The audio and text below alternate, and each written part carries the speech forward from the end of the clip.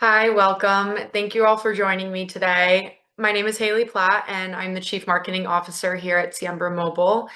If you haven't heard of us, we're an educational technology company that is helping students by connecting them from K-12 to post-secondary. I really am excited for the panelists that are joining me today. Two of our amazing teams from Colton and La Sierra University, who have worked really closely together to make sure that their students can find success in post-secondary. And of course, one of our research partners, Dr. Brown. So let's start with Dr. Brown. Welcome. Thank you. So Joseph Brown, Assistant Dean of Inclusion, Outreach, and Recruitment for Stanford School of Humanities and Sciences, and great to be with you today. Yeah, thanks so much for being here. Dr. Brown and I have done a lot of these together, so if you haven't had the chance to watch some past episodes, we kind of dive into some of the early foundations of Siembra, what the economic and implications are for students nowadays, and also, of course, the demographic cliff and the enrollment cliff that's happening. So yeah, it's very great conversations, but I'm excited for this one today. Next up is Dr. Eric Mooney from Colton. Welcome. Thank you. Great to be here. Eric Mooney, I'm the Director of Secondary Education for the Colton Joint Unified School District here in Colton, California, not too far from Los Angeles. Great. And last but not least, Dr. Marni Straine from La Sierra. Good afternoon, everyone. So glad to be here. I'm Marni Straine. I'm the current Associate Provost for Strategic Initiatives at La Sierra University, and really excited to be working with Dr. Mooney and the Colton Joint Unified School District and Siembra on some of our direct admission initiatives. So thank you all so much for being here today. I know we have a lot to talk about, so let's dive right in. The main thing that I want to emphasize today is how the partnership between La Sierra, Colton, and Siembra has been elevated throughout the years. And so I think specifically the partnership has really benefited students who have been historically underrepresented in higher ed. So what practices or supports have been most effective in helping these students feel seen, informed, and encouraged? Dr. Mooney, if we can start with you. Absolutely. And again, thank you for the opportunity to be here. The partnership with both Siembra and La Sierra has helped us to move from what we kind of feel like what was a one-size-fit-all approach to supporting our students to a more personalized approach with the ability to send nudges to our students and really advising some of our first generation students, our low income students, most of those who are students of color, as soon as ninth grade about the opportunities that exist beyond graduation, that we feel that there's been a huge shift in our responsibilities as a school district, not only to prepare students for post-secondary education, but not only to prepare them, but to also provide access and to build that bridge and to make sure that our systems are working effectively in order to have a seamless flow from our school buildings to the universities and to those degrees and certificates that they'll need for their futures. Yeah, I think that's great. And I know Dr. Brown can speak more on this, but in his experience, it's very helpful not to just tailor to one type of student, but really hear what their needs are and form those personal connections. So how do we see that from the higher ed side, Dr. Straine? Well, so far, we've really appreciated kind of the intentional ability to reach out and send those nudges, asking specific questions, getting specific feedback. And like Dr. Mooney said, it's really helped open that opportunity and kind of create that bridge from high school students to a university that maybe in the past wasn't thought to be an option for some because it's a private university. And so there may be assumptions about cost and accessibility. And this has really allowed us to kind of open those doors and say there is a place for all, and we have the ability to make that available to these students. And that's really exciting. Completely agree. Dr. Brown, do you want to add anything? Well, I do. I guess I'd like to step back and offer some context for why the solutions that Dr. Mooney and Dr. Straine are working on together are so important. Yes. Because we see this demographic cliff that isn't headed our way, it's arrived, meaning that there are fewer numbers of college-age American children to go to college, and so there's more of a scramble to recruit those students for higher education. And that scramble is happening at a time when, boy, we see a higher level of skepticism about the value of higher education than we've seen in a very, very long time. And one of the things contributing to that skepticism is a high cost of higher education, in part because, states and the federal government have in some ways shifted the burden of the expenses associated with higher education on the shoulders of students themselves and their families. And here we are facing students who are more and more diverse. And so a one-size-fits-all solution, one type of communication isn't going to work. In order to reach these students and their families, you've got to be responsive to their concerns, their questions, their needs. And you also need a longer time frame, because the other thing that's facing higher education is that the old name-buy system is going away. So the old model was that students took the PSAT or the SAT, and colleges bought names of students to recruit. But the SAT is starting to go away. Fewer and fewer students are taking that test. It's getting harder and harder for schools to get the names of students, to contact them, and it's certainly difficult to get in touch with parents to talk with them about opportunities. So it's a strange new landscape, but it's a landscape that's creating some opportunities. One opportunity is the one that Dr. Mooney mentioned, that opportunity for colleges to get in touch with students as early as their freshman year in high school and to start to talk with them about what the college can offer them. And also to start to talk with parents and to answer the questions that they have. So this is a very unusual, shaky sort of new landscape. We don't quite know what's going to happen next, or there certainly are some incredible opportunities that are available. And part of what got me excited about the Sierra platform was that opportunity to bring colleges, high school students, and their families, as well as the administration of high schools, into the same ecosystem, so they could start to communicate together and answer the key questions that families and students have.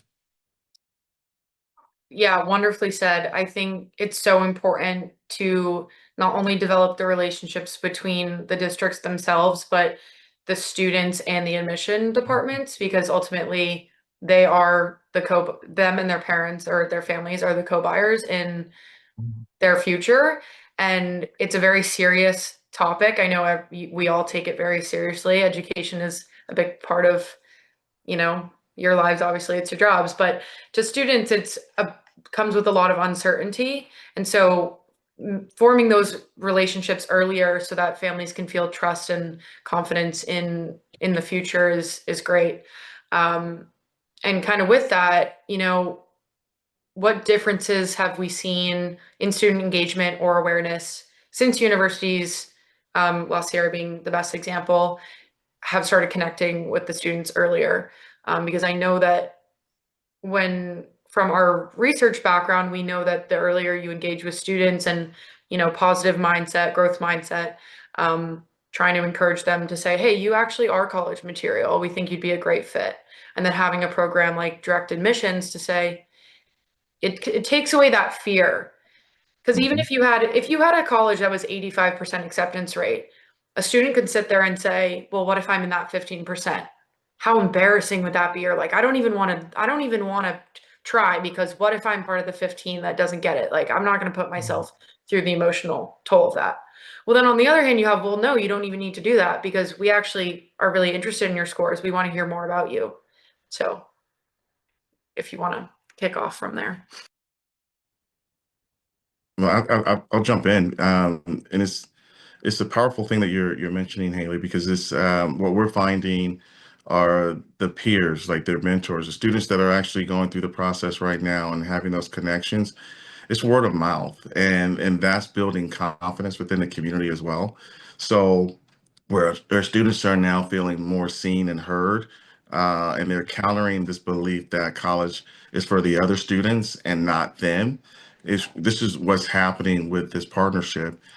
So when students are walking around saying that I got automatic admissions to La Sierra and that they want me for this program, that is where we're building momentum, and that's the impact that it's having across our campuses. So now we're getting ready to say, oh, well, let's take you over to see the university. Let's take you over to do the campus tours, to look at the program. So it's now breaking down those barriers and those walls that once existed. As you talked about, that 15% that might still be sitting there saying, well, is this for me or not for me? When they're getting those direct connections and nudges from the community, from the colleges into our community, that is actually what's really truly breaking down those barriers. And for the families, to be able to talk to a college counselor, like we have our counselors at the high schools that are helping them with their FAFSAs or things. But when they have a college counselor in colleges that are actually helping to support them through the process, then they know that there's something tangible and real that's happening for their student. And it's not such a fear factor there for them as well. That's great. And I know that older students and peers are mentors, and it happens across, no matter where you are. It's helpful to look at other people. I mean, my best example is I grew up in Boston and I was applying to school in California, and I heard, oh, well, my older sister went there and loved it. I want to go there too. And so positive mindset and learning from your peers can be what pushes you into or out of your comfort zone, I should say. What do you think about this, Dr. Straine, of, how are you interacting with students? I know as a smaller university, you really take a lot of pride in your interactions and your relationships with them. So I know that once they get to the campus, it's even more important. Yeah, I echo what Dr. Mooney was mentioning about the ability to get that contact with our counselors. And I think Siembra's done a really good job of helping us get those initial contacts with those nudges and kind of the responses that we've gotten from students and from families. It's allowed our counselors to now have a direct way to connect with them way earlier than, halfway through their senior year. And so we can kind of explore with them their interests, get them to campus, like you said, for personalized tours. That's one of the things we love doing here, is helping you come to our campus to see the beautiful space. And once you're here, it kind of sells itself a little bit, but we can get you connected with more in-person experiences so that as a student, yes, this is the place that I want to be. And that initial contact through Siembra has really allowed us to get those human contacts sooner, and to both the students and the parents. And I really appreciate that. One other piece that I really have enjoyed, and I haven't seen it directly, but I've heard from our director of admissions and from Siembra when we were getting onboarded, is kind of the gamification a little bit of Siembra. And as Dr. Brown was mentioning, the landscape has changed. And one of the things that we know about students is gamified things keep their interest, and they might not respond to a little pamphlets that's mailed to them. I have a ninth grader who just got some mail from a couple colleges a couple weeks ago, and to him, it's junk mail, but put him on an app that shows where he is on this score and, connecting him with other people, that's going to really pique his interest. And I think that that's a really cool way that's gotten the students more interested in owning their process of looking for higher education. Yeah, and I'm glad you brought that up, because I think something that is generational, and even sometimes I feel I'm too old for the current high school students to relate to. I think taking out some of that communication between maybe a disgruntled teenager and their parent, when maybe your parent is nagging you saying, hey, what's going on with this? What's going on with this? Having a platform that a parent can just silently go on and look as many times as they want, or a student who's maybe saying, maybe I'm not doing great in this class. Let me go check in and see how I'm doing, but my mom doesn't even have to know that I'm looking at it. It kind of takes away sort of that middle piece that can become complicated where students and families want to be involved with each other, but it can be stressful. It can be, there's a lot of factors that go into the application process. So I'm glad you said that, because students do live on their phone, and we have seen a positive response to the gamification piece. And what do you think from Dr. Brown, the psychological lens that the gamification, having it on the mobile, if you want to add to that? Well, so there's a lot to be said about sort of the power of gamification. One point that already came up is that students can exert their own agency, right? So that it's they are choosing, hey, yeah, I want to be on track for a UC or a Cal State or a community college, and I want to check in periodically to see how I'm doing in terms of staying on track for that goal that I've set for myself. So that kind of sort of ownership, sort of establishment of their goal, and then tracking to the achievement of the goal they've set for themselves, I think is also vitally important. I also want to highlight. I'm trained as a social psychologist, and one of the reasons I chose social psychology is that it turns out that social psychology has this long history of developing interventions that improve opportunities for students who've been traditionally underrepresented. And so there's a little bit of controversy in part because a lot of these interventions involve interventions that seem fairly weak in terms of what their impact ought to be, and yet they're going to have this outsized impact. And one explanation for that is that when the intervention appears early enough, it begins to shape how students see themselves as they move forward. And that's, I think, one of the great benefits of the Sierra Mobile platform. That is, boy, I've been contacted by a college that has suggested to me that this might be a place where I could thrive. And going forward, now the student is moving through high school thinking, yeah, boy, a college has expressed interest in me. That can go on to shape how that student engages with their peers, teachers, and administrators at that high school. They're beginning to see themselves differently, and that shapes their interactions going forward. And I just think it's difficult to overestimate the impact that something like that can have on a student, a way of helping students to maintain an image of themselves as college material, because we know that all kinds of things can happen that can shift students off that path, so that by the time they reach their junior or senior year, they're no longer seeing themselves as college material. This is a way to help them maintain that image of themselves through powerful interactions with colleges and with the kinds of nudges that help them to make sure that they stay on track. And if they get off track, to know what they have to do to get back on track. Thank you for, explaining that. I think it's important to know why the self-monitoring intervention model, how it's used by Siembra. And kind of with that, as we've talked about the decline in standardized testing, the benefits of the direct admissions model. How do we think it's helped students to, demonstrate their readiness, show their potential in new ways, and then, of course, feel confident in themselves to reach that point where they can walk proudly around Colton hallway and say, hey, I got a direct admissions program offered. Because obviously that's very exciting, and the trickle down effect can be great. So what are you seeing from the university side, either Dr. Brown or Dr. Straine? Actually, I'll let you speak to that.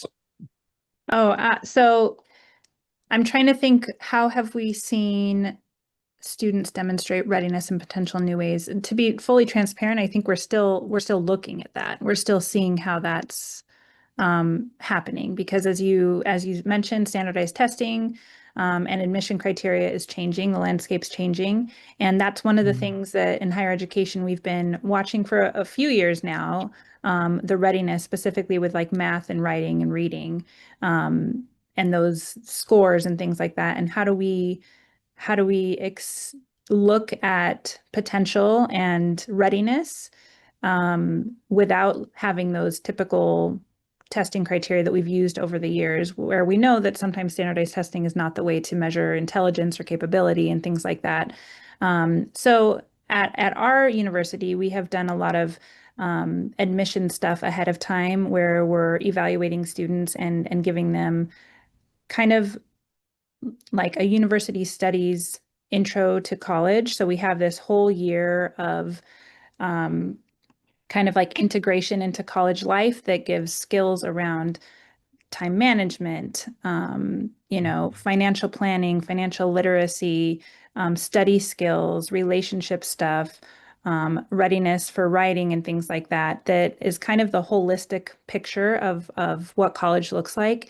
And so we've created an entire year of curriculum to support students feeling like they can integrate at whatever level they come in at, because we know that students come in at various levels and we don't want that to prevent them from getting that university college experience. That's I'll say that wonderful. Yeah. Sorry. I just wanted to say, Yeah, I'm go sorry, ahead. go ahead. I want to say that at Stanford, there's something, we're doing something very similar. So there are transition programs that have very similar components that basically recognize that students may come in with different levels of preparation. And so what the and it's not just academic preparation, but also sort of the social preparation too, Yeah. for the nature of the college experience. And what these programs are designed to do is to help them get a handle on things like time management, Yeah. right? To become aware of the resources that are available to take advantage of, to integrate themselves academically into what are often much more challenging classes than perhaps they experience at the high school level. So, but there's a word that my mentor at Stanford, Claude Steele, mentioned about responsiveness, that students are arriving with very, very different needs. One of the best things that a college can do is provide an array of touch points that allows students to get their needs met, that kind of responsiveness. And the program that Dr. Straine mentioned, the programs like College 101, the transition programs that are at Stanford are aimed at doing exactly that. If I can add a little more, I echo what Dr. Brown was mentioning, and I think each university is going to approach this differently. We are privileged in that we're a smaller university, and so we have more direct access often to groups of students, and it doesn't get, students don't get lost in the crowd because we have a smaller cohort and enrollment, and that's intentional, right? We're able to have our faculty connect directly with students early on. We pride ourselves on unrivaled mentorship here at La Sierra, and so we intentionally set up, like you mentioned, those touch points where you're going to be with your student financial counselor. You have one person, they have a name, they know you by name, and then they get connected to their advisor that they have throughout their time. And during the first year, the advisor is connected to their university experience, university studies course over the course of the year. So they are built in with these touch points throughout, from both a academic, social, emotional, and also spiritual side here at La Sierra specifically. And that really helps with that kind of full integration, because as we know, it's not just academic. Transitioning to college has so many other aspects in addition to just academia, right? We have the life skills transition, we have leaving the home, we have learning how to interact with other people, we have some people working for the first time and how to balance jobs and school. And often a college schedule is very different than a high school schedule, because you don't have a class 5 days a week for 50 minutes. Now we have them twice a week or once a week. And so the time management piece really is important to consider. I remember, I'll give an anecdote. When I first came to college, I had a class that was Tuesday nights, 6 to 10 p.m. And my first Tuesday night, I look at the syllabus and I go, wow, I don't have any homework due until next Tuesday. That's like so far away. And so my pattern became Tuesday at like 2 p.m. I started cramming for my 6 p.m. class, but didn't realize that I had Tuesday morning class too. And so learning how to balance different form or, different time frames of different classes, and how do we do deep work versus busy work. And those pieces, you don't necessarily know how to ask because you don't necessarily know the name for what it is that you're experiencing. And so when we're able to front end that with people who do and kind of prep you for it, then it creates a greater opportunity for success for the students. Yeah, those are great programs. I know every school has different ones. At Levy School of Business, I was actually a peer mentor my sophomore year. So I had a small group of students, freshman students who I was just helping with some academic course planning, but I'm actually still pretty close with a lot of them, funny enough, by the time I graduated. So I think programs like that really help. And I was just thinking of the first webinar with Dr. Arthur, who had said a holistic approach to the applications themselves as well. So I enjoy that, and I think that's something that a lot of students, especially first gen students, don't realize, that a majority of the personal side of the application is meant to learn about who you are and less about to showcase, here are the honors I got, or here are my best classes that I took. So that's something that I'm trying to emphasize with our own student audience discussions of, hey, they actually do want to know what you're doing, what challenges you might be facing, but it's definitely important. So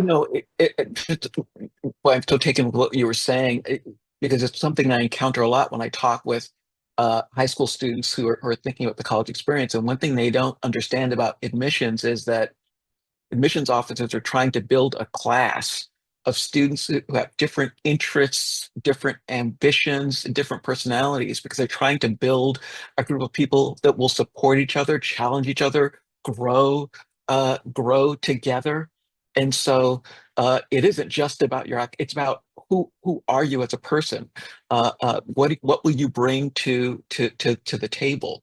And I think students struggle to understand how important that is. Also, I think lots of students aren't necessarily well practiced in the kind of self-reflection that college applications ask them to engage in. yeah, that's true. And that's I some of think, the work. Oh, I'm sorry. yeah, go And ahead. that's some of the work that we're trying to do on the K-12 side, Yeah. in helping to prepare students for that transition. And one of the things, as I said at the beginning, is it's not long. It's no longer just college eligibility, but now we're actually looking at that college completion. And so programs that allow students to get certifications, that transition into, so that they are now talking about college in a more, and like I say, in a less abstract idea, and a more concrete, like, this is in my next step. So I have the certification, and my next step is to go to this college for this particular program. So we're starting to see that, and that's the work that we're trying to do on our end in K-12 to help with that transition as well. Yeah, I think that's great. And I can't help but think about a lot of, from the marketing side, how a lot of universities have voiced that they're finding it difficult to connect with their student population and or prospective students. And something that I keep trying to bring it back to is, at the end of the day, they're humans, they're learning, they're trying to figure out their next steps, and they want to relate. They want to feel like they could belong in in your community. They want to see somebody who looks like them or has the same background or is also first gen or whatever it is. Seeing someone in your position a few years later is so impactful. And that representation, whether it's, hey, we have a business professor is speaking, or he's coming out with a new book, like, check it out. And the kid who is applying says, hey, they knew I was interested in going business. This is really cool. Versus, maybe a giant school sending you out 10,000 emails about nursing. And the kid's like, I've never wanted to be a nurse in my entire life. This feels so interpersonal, not impersonal. So I think just kind of narrowing it down, like that's been the best thing that I've seen come out of these relationships that Siembra has and communities that we've facilitated, is that trying to encourage, you can communicate on the smaller scale and you can be relatable to these kids, and you can make them feel confident in that they're meant to be there. So by the time they show up to campus, they're like, okay, this is the place. Like, I'm ready to do this. Because we know that summer scaries are a thing, and students can graduate and then be like, wait, what am I doing? And I know it's some extenuating circumstances that cause students to not go, but for the most part, we want to say, all right, you did all the hard part, now let's do it. So good stuff. Everything's scary as we get older. I mean, there's always things that are going to be scary, but gotta be brave. Okay, so let's move on. With the decline standardized testing, direct admissions programs, we have some opportunities to, push students forward, but where are we still seeing students struggling most to navigate the admissions process? I know obviously finances are probably the main one, but kind of if that's the main problem, then we can talk more about that. But if there's anything else as well, Dr. Mooney, if you want to start. I think we're finding that that our students are I'm going to use the more invisible parts of the process, where it could be the timelines on when things need to be submitted.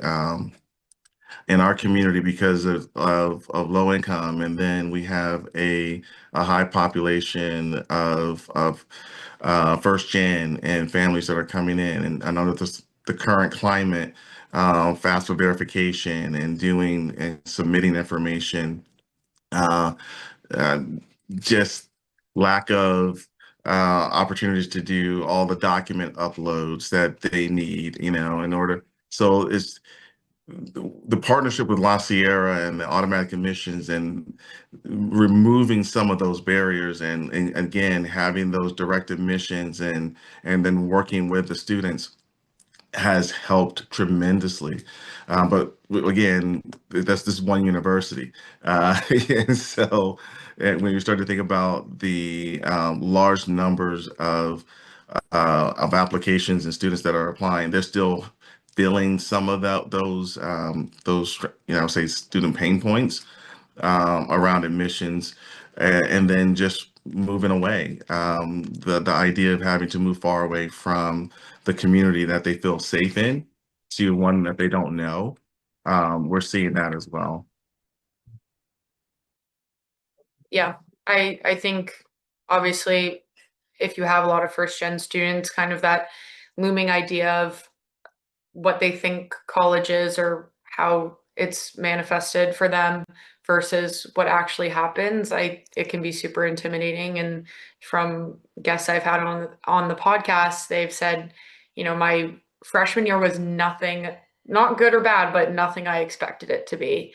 And so just trying to prepare students as much as possible, but knowing that you can only prepare somebody so much for a new experience, just kind of supporting them along the way. But what would you say, Dr. Straine, about how are the admissions process, how are relationships like Siembra kind of help easing that transition? Yeah, I think, prior to Siembra, the process that Dr. Mooney described was often what we experienced on our end with the pain points with you apply maybe in fall or even early winter right about now, and maybe you get accepted, and then there's kind of this weird gap between when you're accepted and when school starts in the fall. And we're on the quarter system right now, and so that's even later. That's like late September versus August. So you have many months before. And even though our admissions team, we might send emails or we might send information and things like that, there's those gaps where financial stuff with the FAFSA challenges, with maybe those gaps where maybe you start rethinking what your next steps are. Maybe I want to work, maybe I want to do something different. Maybe I got accepted to another college and they start earlier or something like that. A lot of those things can play into that.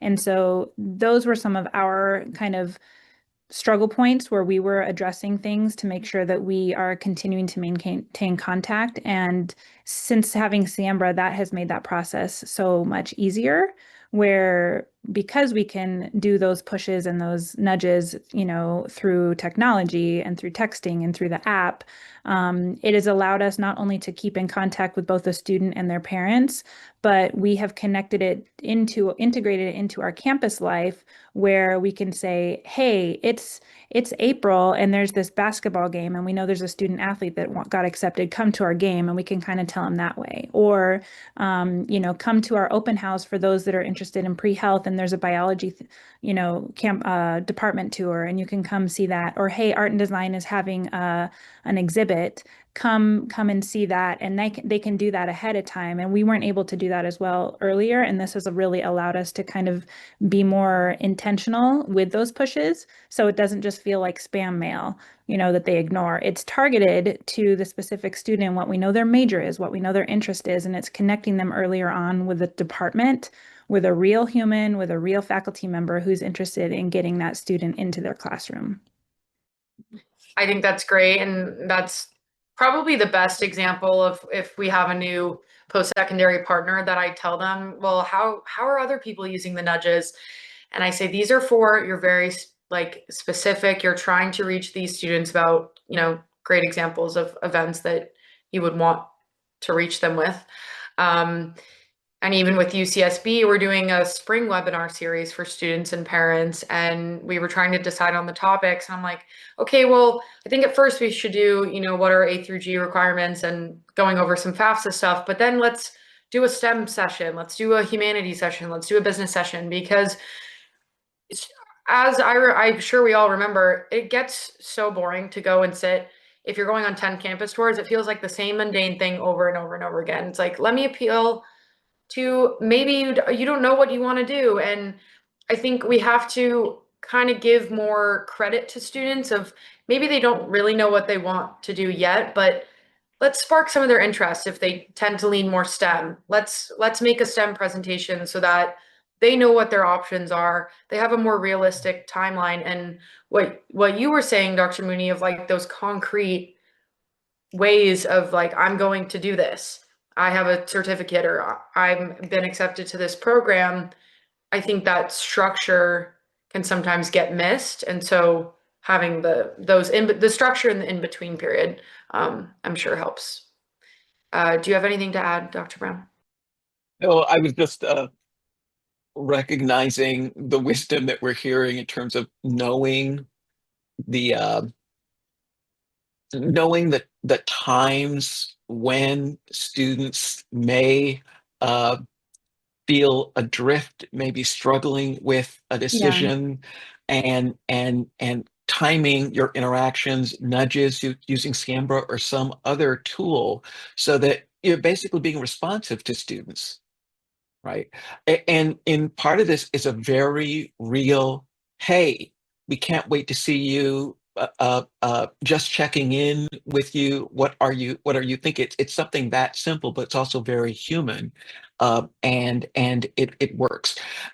Similarly, one of the things that I've experienced here is that students, in that first year can be really tough because students are struggling to find social niches, places where they belong, and they're asking that question, you know, do I belong here? Will I be respected, valued? Can I make a contribution here?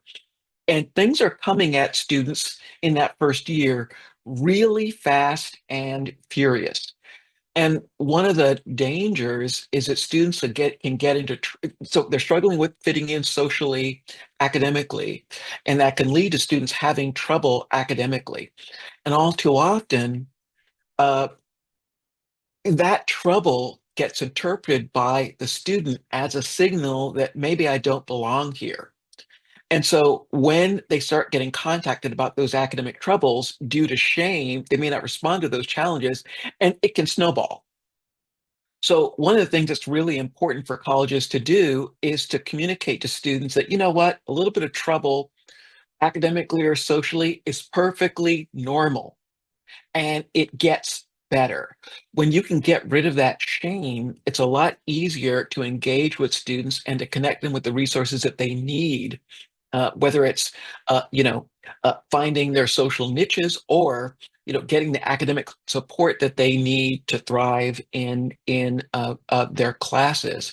But part of it is recognizing that problems can snowball quickly that first year. So it's really important to have a lot of avenues through which you can check in with students, assess what's going on, and to make sure that they've got what they need to thrive. And students are going to present in very, very different ways. They're going to have very, very different needs, and we've got to be ready to meet those needs, and meet them before things snowball out of control. And for me, one of the most important things is communicating to students that difficulty does not mean that you're a failure or that some mistake was made in admitting you.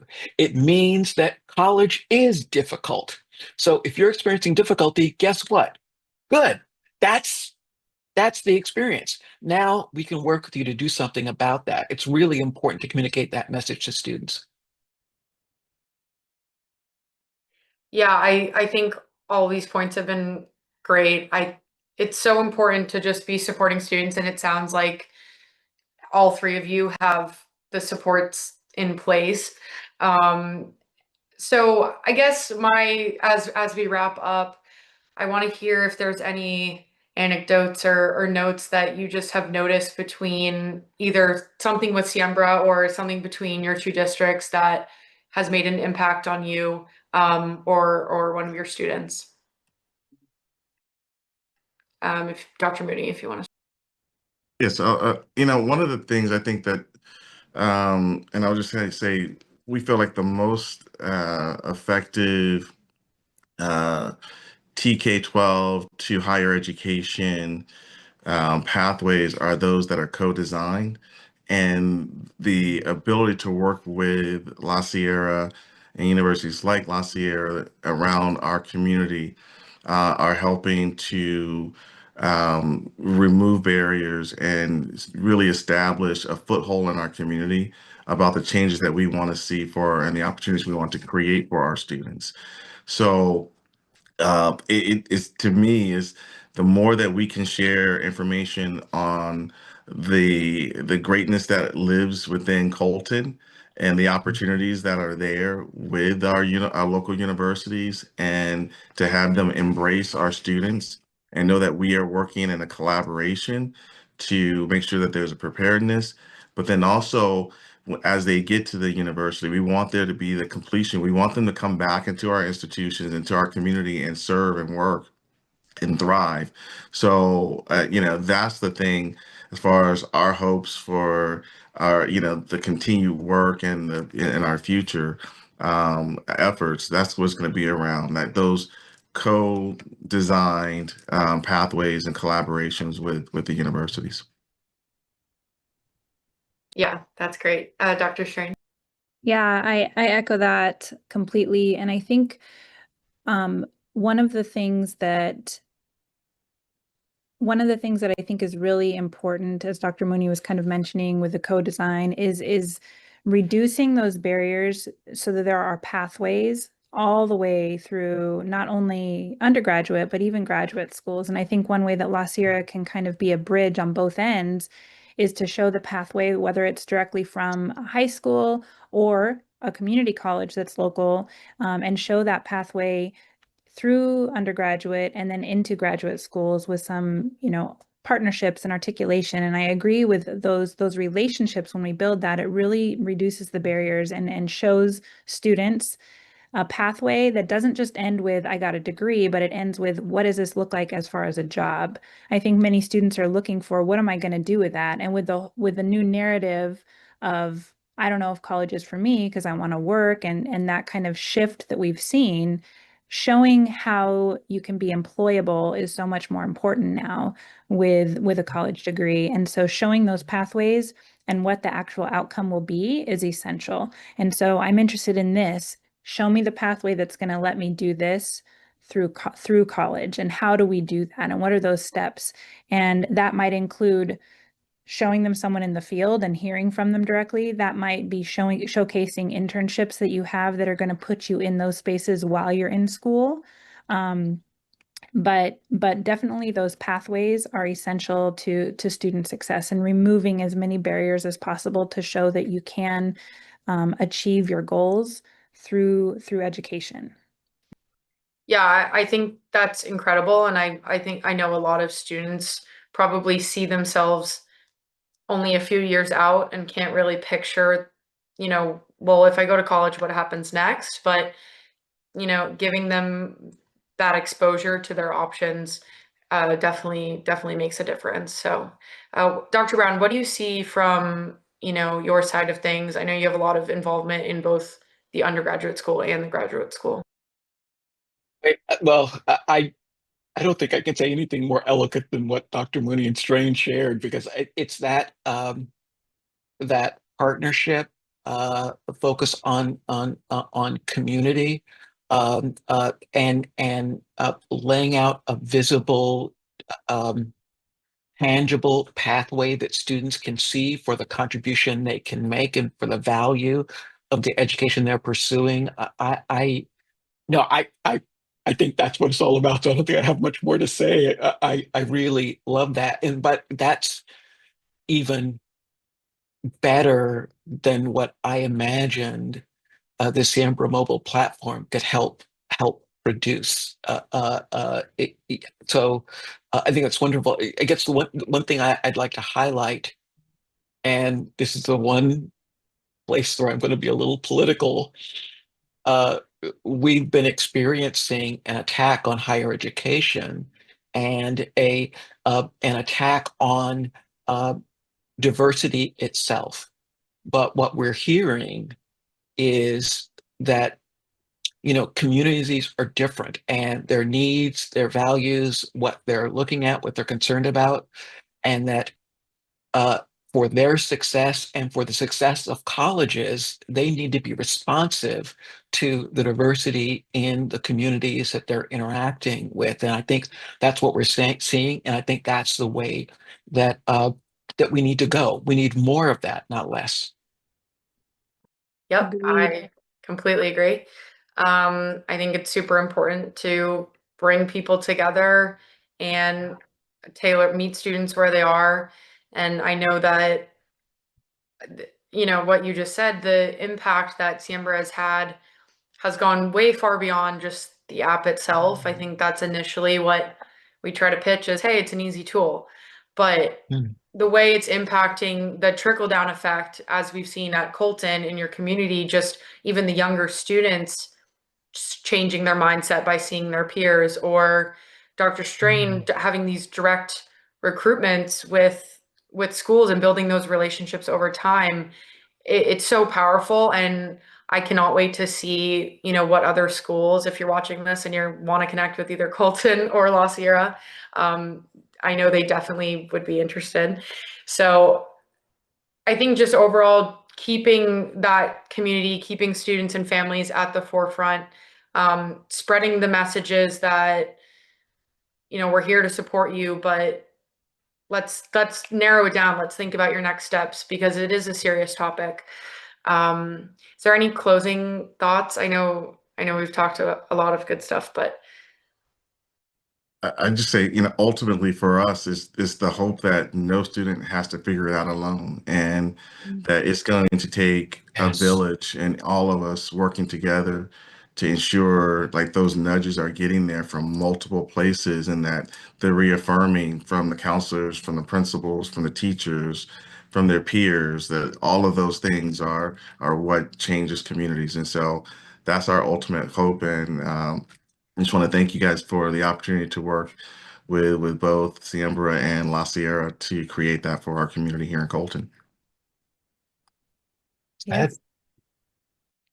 yeah, I mean, I'm honored to work with all of you. It's so nice to meet such kind people, and you guys have lots more experience than I do, but I appreciate everything that you do. I come from a very long line of educators, so whenever they hear about the interactions that I get to have on a daily basis, it definitely warms their heart. So I think keep sharing your stories and keep going about your days and supporting your students, because I know that you're making more of an impact than you think. So with that, I thank you again for being here. And if you're tuning in, thank you so much for watching.